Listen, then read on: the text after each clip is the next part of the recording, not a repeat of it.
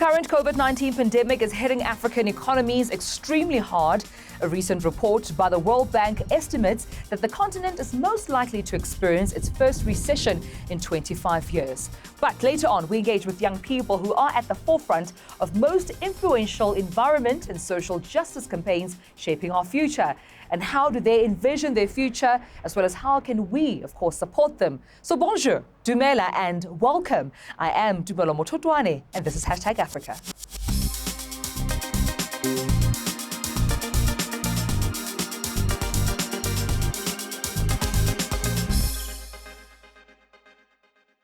Now, President Cyril Ramaphosa urged young people to rise to the challenge of leading recovery after the coronavirus. But how do young people plan to heed the call?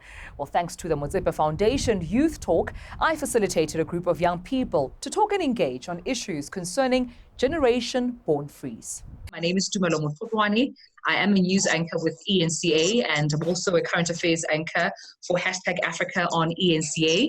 And we will be, of course, engaging in some of the most pertinent issues affecting young people in today's day and age. And, amongst them, of course, being top of mind, COVID-19 and how young people are maneuvering and navigating around this time. I want to start with you, Daphne. Daphne, or rather, let me phrase it this way. Have we made progress, do you think, with transformation in South Africa for the youth when we specifically look at education? What do you think? Definitely we have made progress, and in the sense that if you look at it now in higher institutions, people from different race, gender and backgrounds can be educated in the same facilities, given our history back where we couldn't mix or associate with each other. So when I see that happening, it's really very commendable. And just to speak as a female Black student, I now have so many opportunities at my disposal to choose to further my studies from a bachelor level to doctorate level, which is something that couldn't happen back before 1994. People didn't have as much opportunity they have. And also, just to speak on the education system, now it's very inclusive in consideration of people from different backgrounds, different languages, faiths and beliefs. And even if you look at the code of conducts right now, they're being revised, amended just to cater for each and every student. And we also see efforts that are being placed to ensure that our educators are well enough trained to handle situations involving different kinds of students. Right. And we talk about this because we are here as young people learning about the history of the youth of 1976, because their fight was for transformation in education. They were fighting against the Bantu education, the Afrikaans Medium Decree of 1974. So therefore, it shows us that education was a tool with which they wanted to use, to sort of dismantle the apartheid system. So then I have to ask you, Daniel, and bring you into this conversation. What are you then doing to enforce transformation within institutions of higher learning, specifically from where you are? Well, I attend UCT, and as an institution, it definitely still has a long way to go. There's strong efforts from staff, management, students, and that pushes transformation in different spaces, and that's very important. But as students, we ensure transformation efforts are incorporated into almost all our endeavors. So for example, I'm head student of my residence, and it's a male-bodied residence, so of course that brings challenges. And we've had to face that as leadership. And a common approach is to have, within social spaces, to have transformation talks. And I think as much as that's very important and it is a necessary tool, it often fails in the sense that it doesn't change the mindset. And we actually have to change people's mindset to be transformation orientated in order to create any substantive change. Speaking of that, Daniel, unfortunately, even with the challenges that we had pre-COVID, it seemed almost as if we had another, challenge when it comes to COVID-19, because in my opinion, the pandemic has disrupted the quality of education, or at least the access to quality education. I would see extensively reports coming in of, students not being able to access to study, not being access to, rather being able to access data. Some, due to the digital divide, they still, even with the devices and the data, fail to be able to connect with their tutors, their lecturers, and, their peers in this time. So then, Jamie Lee, I have to bring you in here, talk about how, COVID-19 has affected you personally when it comes to your studies. So before, I'd like to answer the question on how it affected me and personally in my studies. But I think what is actually very saddened to know about this pandemic is that it actually highlighted the fact that and it exposed the fact that there was still inequality within South Africa. And if you're talking about being born free in a democratic country, in a democratic nation, we see now that actually that's not the case, because we're still dealing with those type of inequalities where someone like me coming from a middle class or someone from rural, don't have connectivity to study, where someone else is way better off. And this also stems from coming from, your basic education, those that are not even in high institutions yet. There's that inequality, and where the same struggle that was the same struggle in apartheid era with regards to those schools not having water, chronicle infrastructure, sanitization, security, the same thing we see here. Pride, like born free, still facing here. There are schools that are not prepared even for the students to even come back, and even now for connectivity and also on ways to do this online learning thing. It's a struggle for us because some of us, we're not even computer literate, in that way. So that affected the youth in that way, the sense that we were never prepared for this. You mentioned a very important theme there of inequality and how this pandemic has exposed, the big gap between the haves and the have-nots. But Fatima, then I have to come to you and talk to you about e-learning. E-learning has been sort of encouraged in South Africa, and I'm sure from around the world during this pandemic. But in a more South African context, has it been beneficial for the young South African student? So e-learning has been incredibly difficult. The entire process from start to finish, for that of students, for that of educators, lecturers have found it, because it was a new system that was developed and everyone was learning it for the first time. Along with the actual challenges faced with the e-learning came the challenges of access. Many students didn't have access to data or to laptops. So from my perspective at Wits University, Wits tried its best to accommodate and with various mobile networks to ensure that students had data, as well as by giving students laptops. I'd like to thank each and every one of you. Daphne, Ronapio, Daniel, Erasmus, Jamie Lee, Thomas, Fatima, Leha, you are champions, you are youth leaders. I'm so blessed to have met you today. Thank you so much for this impactful conversation and wish you all the best in your future endeavors. Thank you. Thank you. Now, you can watch that full webinar on www.muzippefoundation.org. Nigerians are up in arms over a decision that stopped them from seeking damages over oil spills they say polluted their land. And now they're approaching Britain's Supreme Court in search of justice.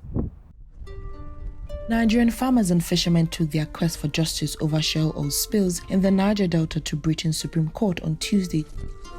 The Ogala and Bile community say spills have polluted their lands and waters, damaging health and livelihoods.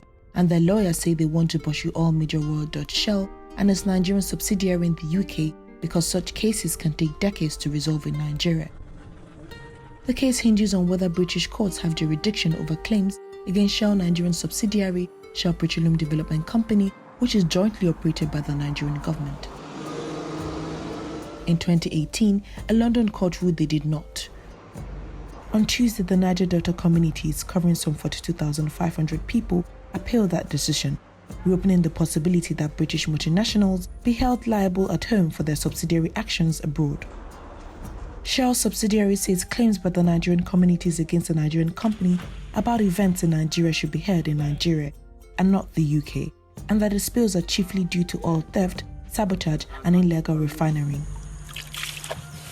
Last year, the Supreme Court ruled that Zambian villagers had the right to sue Indian listed mining company Vedanta in England. The Vedanta decision was frequently cited on Tuesday as lawyers for both sides contested whether the cases were similar. A court spokeswoman said a judgment is expected later this year or in early 2021. Kenyans are waiting for news of when to start flying again, as it is becoming financially tough for Kenya's tourism industry following the closing of its borders.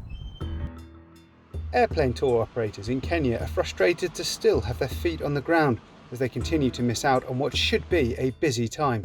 SafariLink Aviation is a bespoke company whose small planes ferry tourists to the most isolated airstrips and lodges in Kenya and northern Tanzania. They usually find the migration of 2 million animals in the region, which started in mid-June, their most lucrative time of year. But they've not been going anywhere since aviation was grounded in March, as Kenya closed its borders and stopped air travel. Alex Avidi is SafariLink's CEO. Typically during this period, we carry about, just going to the Mara, almost 10,000 passengers per month. So as you can see, all our aircraft are all parked, so there's nobody really going to witness this magnificent spectacle. Across Africa, wildlife reserves and parks have closed their gates as tourists have stayed home, hitting the continent's multi-billion-dollar industry hard, leading to job cuts and loss of income to thousands. There is some hope, though, that migration season might not be a bust for everyone. One campsite in the heart of Kenya's capital, Nairobi's National Park, reopened on June 12th, but has done so under strict guidelines. Joseph Lelungaya is the manager of the Nairobi tented camp, managed by safari company Game Watchers. The feeling that today we have opened up, even with the conditions, is great. It is a good feeling for us and both our clients. Yeah.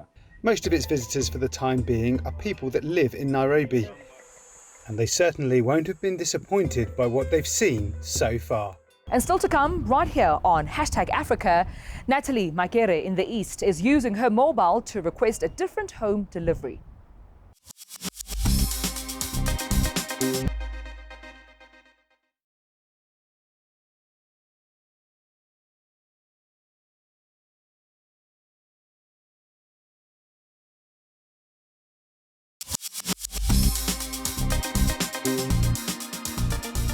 The advent of technology means you can order food or a taxi via an app straight to your doorstep. But for Kenyans, it also means having an option of requesting a doctor at a touch of a button. The age of the app means taxis and takeaways can be brought to your door at the touch of a button. But in her home in Nairobi, Natalie Makere is requesting a different home delivery. Via Chibu's Health's app, she's just ordered a doctor. What I really like about it is it takes 15-30 minutes. So when the first time I used it, it was for me. Normally I never go to the hospital because it takes too much time. But this time I didn't hesitate. I was like, oh, this is easy. I just call a doctor and it comes. Have you ever had this headache before? With 600 customers in Nairobi, Tibu is a small player in a global movement towards home-based medical care, with US-based companies such as Hill and Pager offering comparable services. But Tibu's launch in March also coincided with lockdowns across the world. Its founder says interest has risen quickly, something they believe is partly due to people's fears about going to hospital. Jason Carmichael is Tibu's chief executive. People, when they think of health, what do they think? They think clinic, hospital, I have to go there. So there's a bit of an education component whereby we're saying, actually, no, we'll bring everything to you. However, Tibu's price point means it's not for everybody. At 1,000 Kenyan shillings, at over $9 for a consultation, it's targeting Kenya's middle class, with plans to expand through Africa, where few such services exist at a scale. First human trials of a vaccine against COVID-19 created by the UK's Oxford University and South Africa's University of the Witwatersrand is ready to be rolled out. In a hospital in Johannesburg, Junior Mhlongo is being injected with a potentially life-saving treatment against the new coronavirus.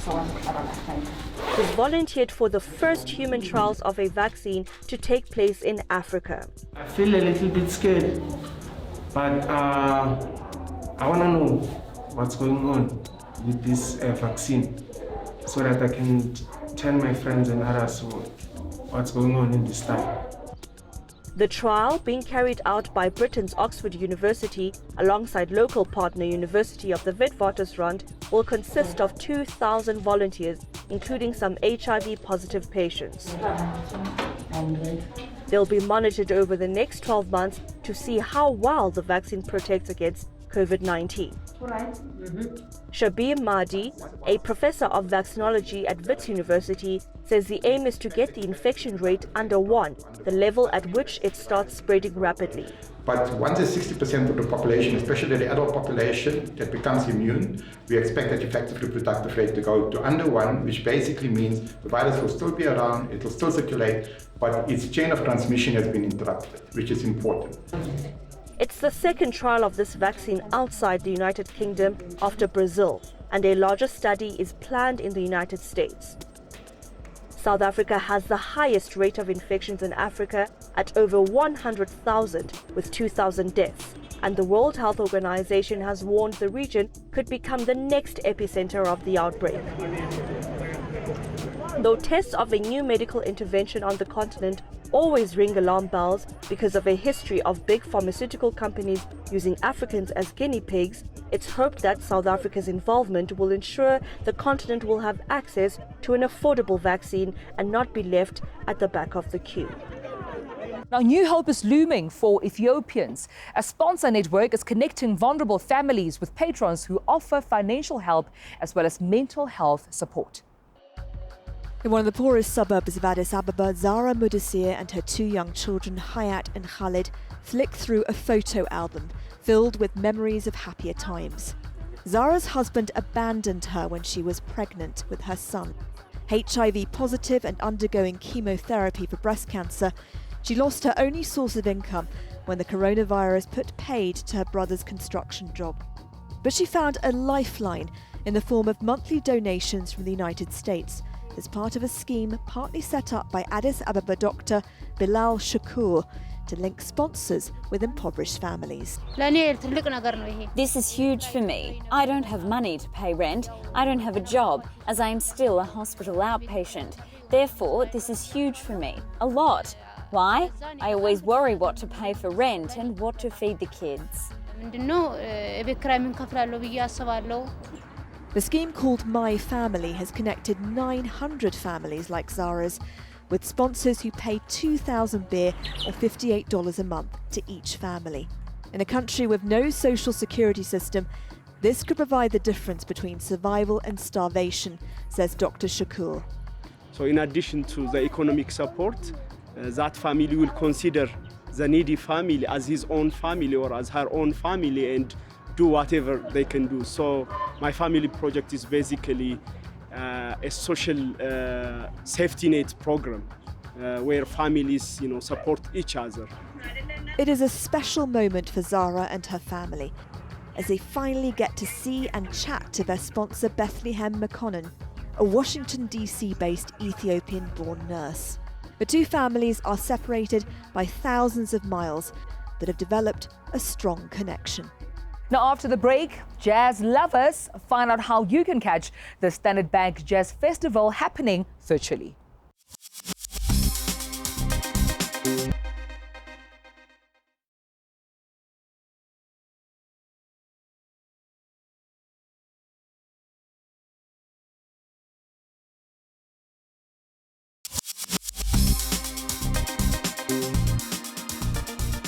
This is #Africa. Let's now take a quick look at news making headlines across the African continent.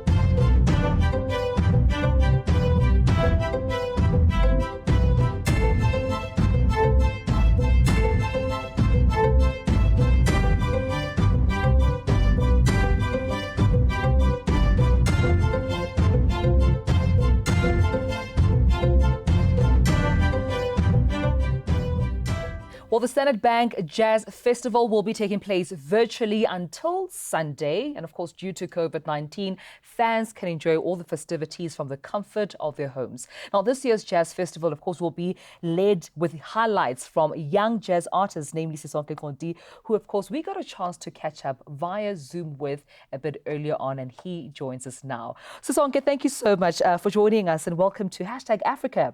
Now, I mean, for the first time in its 46-year history, the National Arts Festival will be held entirely online, of course, for the full 11 days of what amazing jazz. As a young artist yourself, I mean, being included in this history-making move, how do you feel? It's a difficult one, but, we have to adapt. The work continues. It's better than not, having the festival at all. So grateful for that opportunity. It's just about adapting, and we've adapted now, so the show must continue. Well, I mean, I also understand that you've performed alongside artists such as the late Ndate Masekela. You've also performed alongside Lira, Bokani Daya, and Simpiwe Dana. This just to name a few, of course. How has then the move to digital platform going to impact your performance this year, do you think? As I said, the show has to continue. It's a bit difficult not having an audience to interact with, but it is something that we've had to, adapt to quickly. It's just about imagining the audience being there and making sure the music is still good enough, as if the audience is there. So it's just about making it work. Also, how has COVID-19 affected you as an artist, especially when it comes to performing? There's no difference for me, personally. I still, practice and put in the work that I would have if the audience was there. So it doesn't matter if they're there or not. We're still going to prepare well, rehearse the music, make sure that it's tight, and make sure that the people at home will enjoy it. All right. Well, thank you so much for joining us. Thank you so much for your time. That is, of course, Sisonke Konti, who is expected to be performing at this year's Standard Bank Jazz Festival. And that's it from me, Dumelo Mototwane. Remember to keep the conversation going on Twitter. We are at Africa_ENCA. Now, we leave you with these beautiful pictures from our beautiful continent of Africa. And until next time, goodbye.